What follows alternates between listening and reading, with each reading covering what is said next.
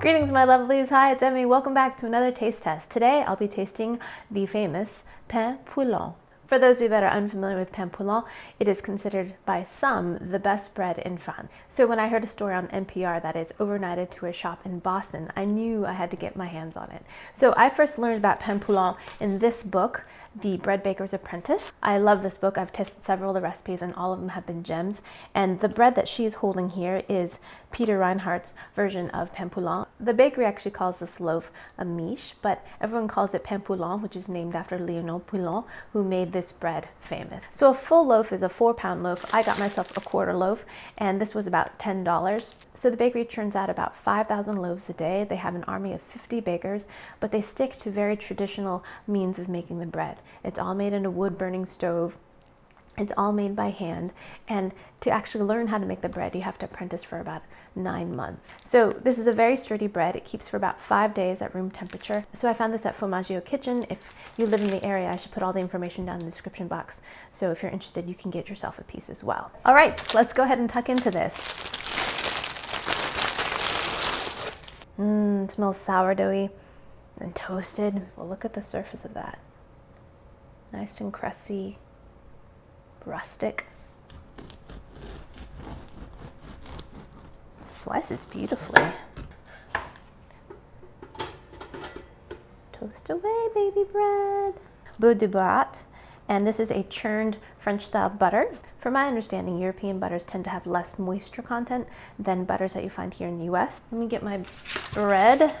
So first I'm going to have it with a little bit of butter. My butter's a little cold, so it's not spreading as nicely as I would like it. Okay, all right, bon appetit.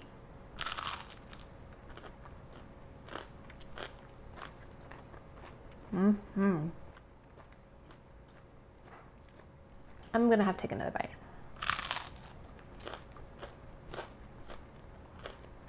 You can definitely taste the sourdough in there, but it's not overpowering and it's not tart. It's just flavorful. There's definitely some salt in there, but not salty. And it has a great nuttiness, particularly the crusty bits on the outside. But my favorite part is the texture. It's chewy, wonderfully, wonderfully chewy.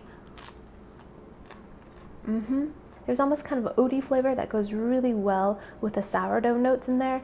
And this butter is great.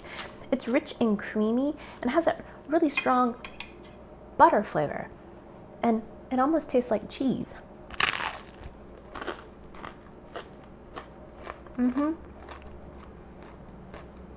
Sorry about my terrible French, but this is called mutify, which means moth leaf. And this is a goat's milk cheese that's wrapped in a little bit of leaf. This is a chestnut leaf, an oozy, cheesy center.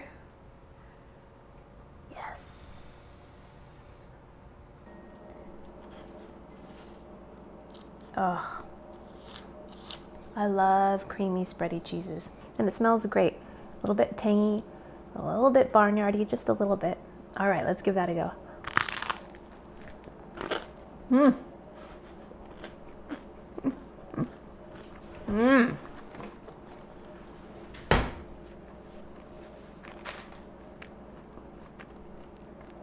That is great. Bread and cheese, a match made in heaven. This cheese spreads beautifully and the creamy texture and tangy flavors go really well with the sourdough and the bread. Delish. The last thing that I love to have on my bread is chocolate. Not surprisingly. It's called maro. So the cocoa beans are grown and this chocolate is made all in Vietnam. It's a very, very thin piece of chocolate, and they specialize in dark chocolates. This is a 70% dark chocolate. Oh, look at this. Love that little detail. Beautiful bar. Take a little piece of that. I'm going to put it just right on my bread. Do you eat bread and chocolate together? I love it. I love it. I love it. Love it. All right, here we go.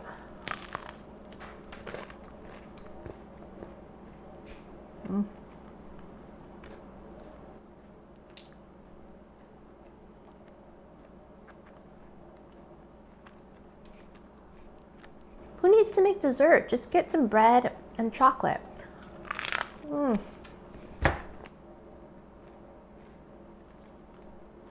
So good. I chose this chocolate for a couple of reasons. I chose a dark chocolate because that's what I enjoy, but I also like the idea that it's thin, so it goes really, really well with just a piece of bread like this. Fantastic. Let's just try the chocolate by itself.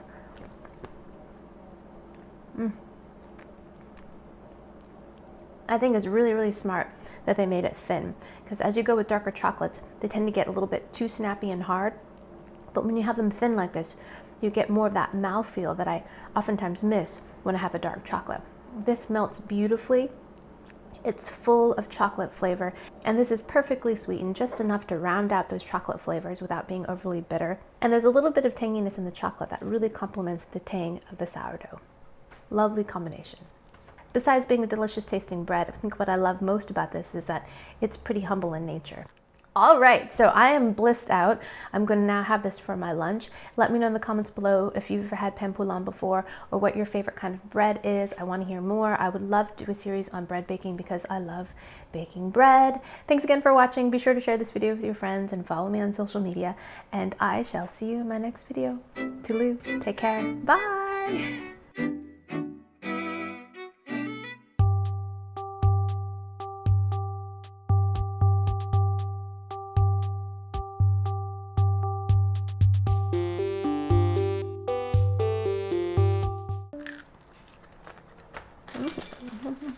Who keeps bugging me and why?